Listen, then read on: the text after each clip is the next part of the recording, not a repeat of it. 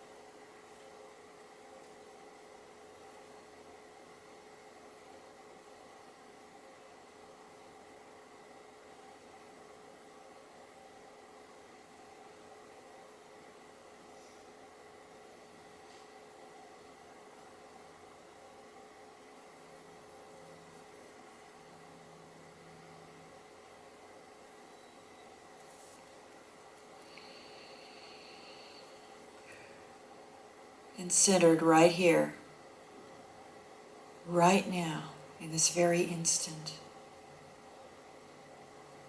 Knowing that love is all that is. In this present moment, we are the vibration, the essence of pure love. And I'm knowing for this service and for everyone here and participating in this service, that we are truly blessed this moment and this day.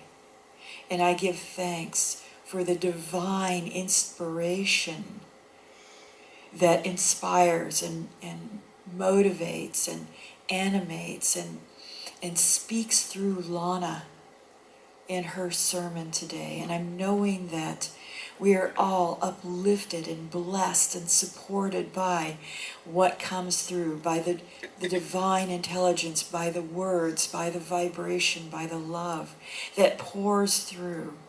I'm knowing that our children are deeply loved and supported and blessed as they are back in their classroom. And I'm knowing that each and every one of us is uplifted and divinely supported and blessed and carried throughout this day and throughout our lives. And I give thanks for this music ministry of inspiration, of powerful, powerful love that vibrates through each and every song, each and every note, each and every part of this service. And I say thank you. And so be it, and so it is. Amen. So it is.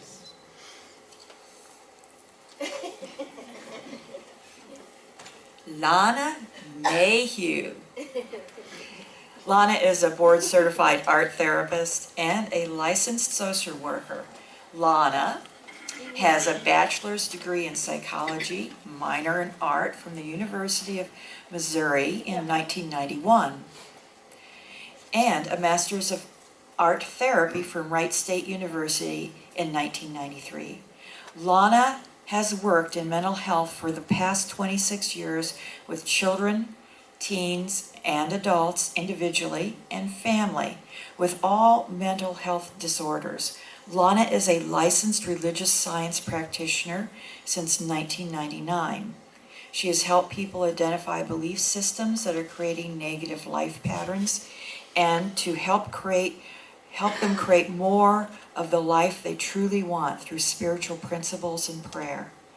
Lana has conducted several spiritual art therapy workshops on grief, body image, and mind connection of disease, illness, and pain.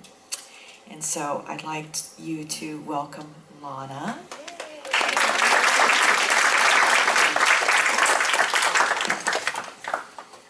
Oh, good. She left stuff for me. Yay. Ah, good. I'm glad I'm back up here again. This is fun. Yay!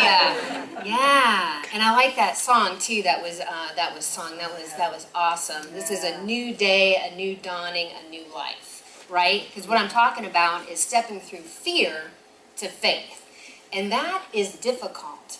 And I was thinking, what was I going to, talk about this whole entire day today? And I was, how God works. And that's what I like about religious science, because God shows up at different places. It'll show up at my 12-step meeting and an Al-Anon meeting and be like, okay, faith, we're going to do faith. I'm going to do faith and talk about fear. And it shows up in different places all the time if we're listening, if we're watching, if we're being in connection with spirit. And I have to do that every day. I have to sit in spirit and meditation so that I can be really anchored, so that I can go out here in the world and do all kinds of cool stuff and not get stuck in it. Because fear is absolutely paralyzing at times. I mean, I have people that have panic attacks, Definitely, that's a serious disorder, right? But it is absolute fear. That is the fear to the 10th degree. I mean, that is some crazy fear that gets manifested within our body and everywhere. And it's amazing how that can work like that. So how do I not get stuck in this fear? It's like the La Brea tar pit, where you're stuck and you just can't get out of it. Just can't get out of it. And I just want to get it off of me so that I can keep moving forward in my life, because change is going to happen, right? It's inevitable. It's always going to happen, but how do I want to view it? How do I want to be a part of God? How do I want to be a part of my life and not be all stuck in all this stuff all the time, this doom and gloom? Or do I want to have a life full of expectancy of magnificence? Because the truth is that we are divine children of God, powerful beyond belief, and that we have an unlimited universe in resources all the time. All the time. That's God in action. So I remember going, I don't really want to go to church because I don't know, prove God to me. I don't know if you've ever been like that, but I'm like, prove God to me. I want to see it. I want to see it. Well, look at your life, right? Here's all of our belief systems that show up everywhere we go. How do we want to perceive things? How do I want to live the life that I'm truly here to live? I want to live a life of magnificence, and I feel like I have. I feel like the work that I've done is awesome work. But I also think that we all have just divine gifts all the time, and it's really up to us to access some of those things. So, I want to live in joy and peace and experience life in a better way, and it takes a lot of practice to do a lot of those things. So I was working with this one lady, this young woman, and this is how religious science works. She was like, okay, she grew up in a lot of trauma and a lot of different things, and she'd go, okay, look, I go into Myers, and every time I go into Myers, I always had this conflict, and people are in fights with me. I'm like, what? In Meyer? Really? Like in Meyer, That just seems really odd, And so honestly, because her view of the world, and whatever, you know, if you've grown up in a lot of trauma, there's nothing wrong with any of it, but it's how do I not get stuck in it? And that can be really paralyzing. How do I not get stuck in all of that stuff? Because that's really penetrates your soul when you've been traumatized. Absolutely. It takes a lot of work to move through all of it. But her view of the world was, it's doom and gloom and everybody's out to get me and I'm a victim. And so that's the thing that goes there. Now, if I go to Meyer, I said, no, look, wait a minute. If I go to Meyer, I could go to Meyer day or night. I could go there day or night, right? And I'm like, I'm expecting, like, you know, the universe loves me. People are nice to me. I'm nice, right? And that's what I get. The universe is for me, never against me. The universe is for who I am, you know? And so I'm thinking, and I have, like, people are smiling at me in Myers. I mean, this is great, right? People are happy. This woman's getting in a conflict. I'm like, how do you get in a fight at Meyer? I don't... Woo! You know, successful people walk through fear anyway, don't they? I mean, we all fail at something. I've done a lot of different things. I mean, I've done a lot of different things, and I'm like, well, that didn't work out so well. You know what? Hey, that didn't work out so great. But, you know, successful people just keep moving forward, right? They just keep doing it anyway.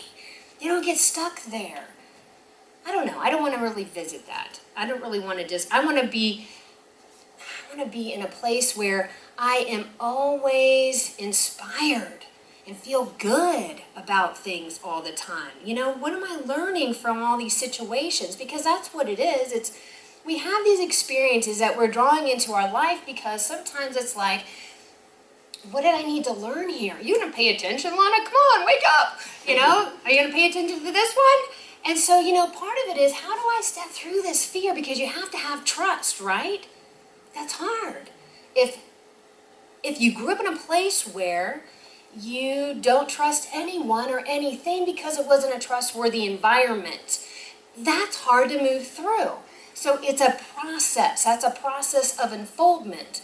You know, it's a choice, just like the reading was talking about. I love Ron Fox. He's so good. Science Mind magazine has just amazing, amazing ministers and religious science practitioners who write for the Science Mind magazine. And I just love all of those different things that are there. So it's, you know, what am I doing?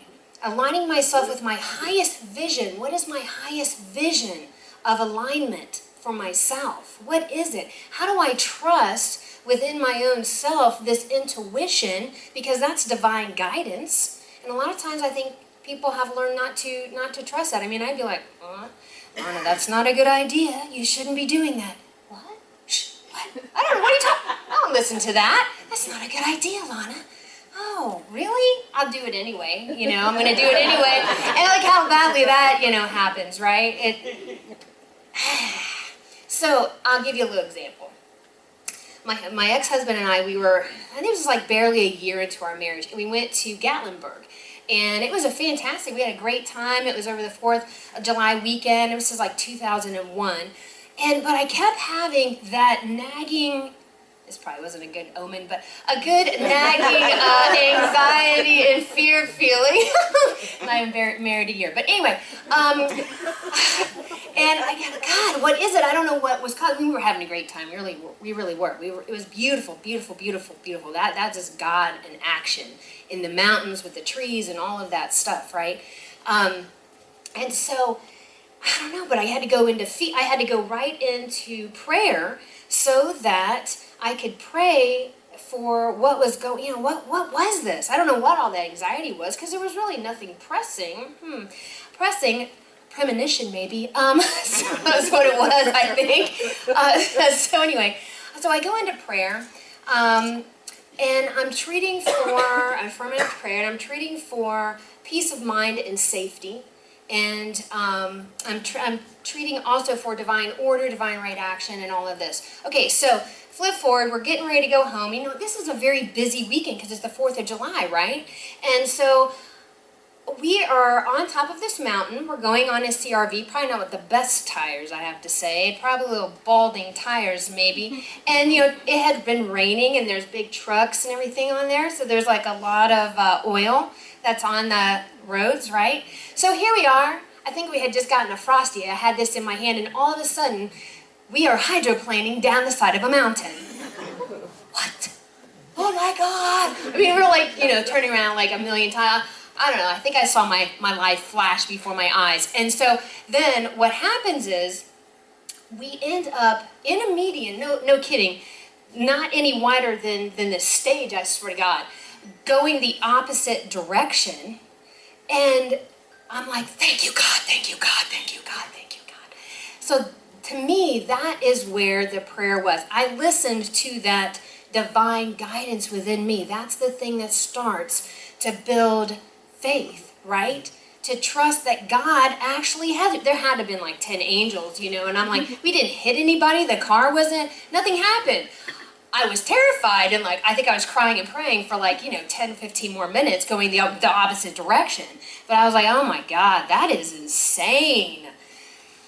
That was proving God to me right there, I would say. Oh my God, I couldn't believe that. Whew. So, I have more courage and strength because God is really within me. We have to know, I feel I have to know for my own self, as I'm going through something, I need to know that I have courage. And it's also important to see other people, I think, go through it. I have a great support, network with all my prayer practitioners, and to Al-Anon's 12-step, thing that I go to for Family and Friends of Alcoholics, if you're not really familiar with that, fantastic organization. And have all this support all the way around me all the time. So when I'm making big changes, like I've done in this past year and a half, I need to just continue to be supported with God and people that have already gone through it. That's what I say. So I've made these changes. I was about, we were married for about 15 and a half years. So I decided, you know what, I need a divorce. This is not going too well. This is one of those things where it was like kind of soul killing after a while. I don't know if you've ever been in a marriage like that, but after a while it's kind of soul killing, And not that the person is a bad person that I was married to or anything like that. But part of my story was I was dealing with active disease of addiction. Active, not myself personally, but the effects of that, right? I don't know if anybody can relate to that one, but that really can weigh you down. Hence, that's why both of us were in program and working a good program. And I think that's why I had a lot of hope for everything to get better. And some people's paths get better and some people's paths don't. I don't know why that is. That's not for me to know. But what I did know is that these life experiences of opulence was weighing me down. With all of this stuff that was going on, I felt exhausted. I was getting disappointed, and depression and emotional and physical pain within my body was being manifested in just tremendous ways. So I thought, I've really got to get out of this, I learned a lot from that. You learn a lot from all of these situations. I have more compassion and empathy for families that I work with, people that are going through all of that, as well as for people through addiction, because I work with a lot of people with addiction. So I get it. But I had to make some choices. And so here's what we do as practitioners, is be able to look at what are these belief systems that I am creating over and over, because this wasn't like my first rodeo, right? I mean, Lana has God goes, you want to look at this? Like, no, I don't really want to look at that. You know what I mean? I just sweep it under the carpet like a cat, right? In a litter box, we just cover that up. I just cover that up a little bit. I don't want to look at that. What do you mean, a long pattern of alcoholism, dates, and I had to marry that. That wasn't consciously chosen. Right. I had another guy would come up like, that one looks good. That one looks really good, right? That one looks good. Different package, but underneath, you just scratch a little further, and it's the same thing. Same thing, over and over and over again. Oh, no, not another one. Oh. Lifelong pattern, So, anyway. So too, that's what we do as practitioners. The stuff that we do on Sunday morning is that 1-minute miracle for you guys out here. That's not a prac session, by the way. That is a 1-minute miracle. And so if you want then to go deeper, to look at how do I manifest these things into my life, that's what we're here to do for you. That's why we have an act where you call and say, hey, give us a session, you know what I mean? And then we're here to work through that with you and teach you some religious science principles of what is bringing that forth into your life. And it's not really like a therapy session necessarily, but it's more like we're anchoring in prayer, and we're divinely guided to see where you're stuck and why this is coming up in your life over and over and over again, right? It's like that dandelion root you can never get out. You can never ever get the end of that dandelion, right? It just keeps coming back, right? Here you go, Lana, here's another one. What? No, I mean, I need like a jackhammer, I think, to get some of that stuff out of there, you know?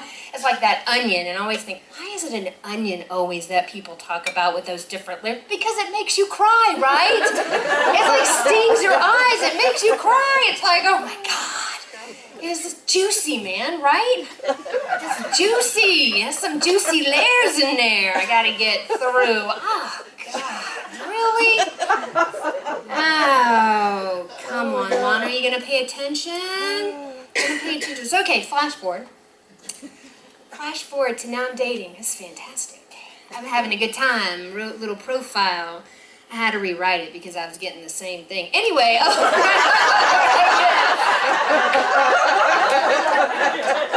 was done with that. Oh, no. So, you know, and I'm like, oh, this one's good. It doesn't drink, doesn't smoke, whatever. Is athletic. This is fantastic. This is fantastic. Have a lot of good dates out there, you know what I mean? Just had a lot of fun. This is fantastic. It wasn't.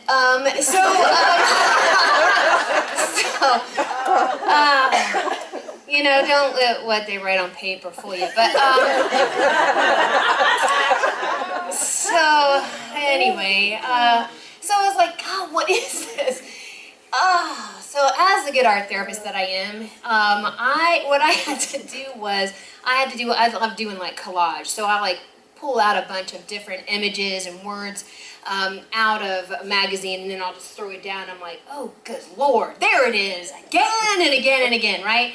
And what I got, now these people are really great teachers, right? Anybody that we have in our life, they're fantastic teachers for us, because it's like, I remember my ex-husband would say, Lana, it's the mirror. God, I wish he didn't go to religious science. You know what I mean? Like, it's the mirror, Lana, it's the mirror. Oh, stop it. Stop it. So what I got from that was, and I'm sure you can probably relate, this this emotionally unavailable person, right?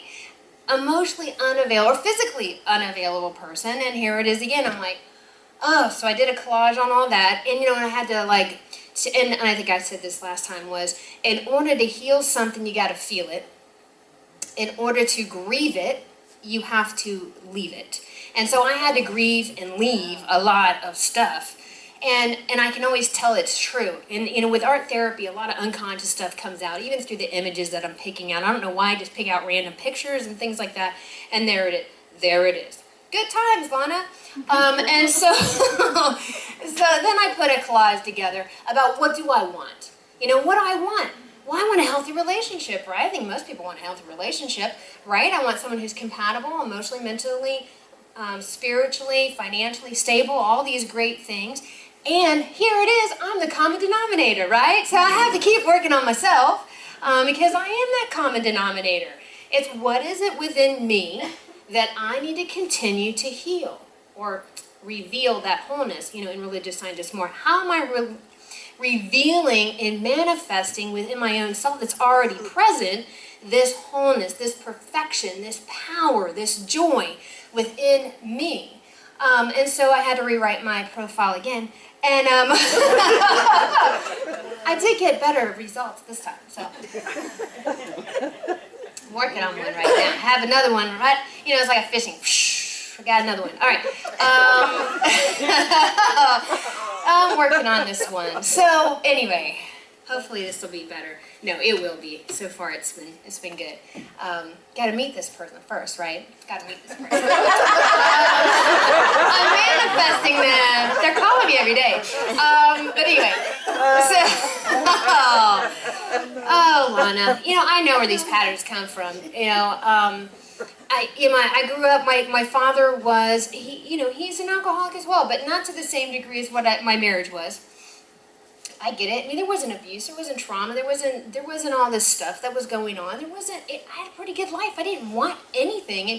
I was in denial for a long time about it. But I'm looking at all these patterns. That's painful, right? When you're looking at these patterns, it's not like, well, let's go look at these patterns. This feels fantastic. Let's go look at all these patterns and I feel inspired by all these patterns. It's a lot of work. It's a lot of work. If you want to get better, you want to continue to reveal the life that you want and bring into your life, it takes your work. It takes your willingness. It takes the ability to do it. And so that's what I'm talking about is how do I go from that faith, that fear into faith of knowing that the universe has something really magnificent for me, right? Really fantastic. So what I did then was I sat in prayer and I got really quiet because I'm like, after all, I was getting exhausted dating. What do you, no, I'm just kidding. No, I've had a lot of fun. But I've met a lot of nice people. I really, really have. And, but I'm sitting in prayer and I'm saying, okay, what is this? Really, what is it? And so what I got was, this is more of what was coming out of it. It says, I will be abandoned again and again, because everyone would leave or I've left them. I don't know if you guys could relate to something I'm talking about here. To be emotionally vulnerable takes high risk. And I'd protect myself from the pain, right, of the eventual abandonment by pushing in the way and validating that this belief is really true. It's not true. It's a complete lie. It's true. I thought it was true. Because it's manifesting and it's being validated because I see it over and over and over and over and over again, right?